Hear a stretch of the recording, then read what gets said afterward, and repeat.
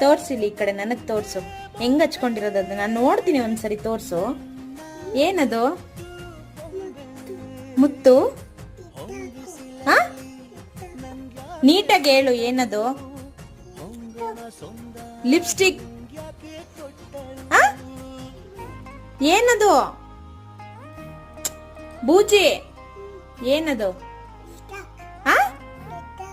ಲಿಟಕ್? ಲಿಟಕ್ ಹಚ್ಕೊಂಡಿದೀಯ ನೀನು? ಎಲ್ಲಿ ಈ ಕಡೆ ನೋಡು ನನಗೆ. ಸ್ಮೈಲ್.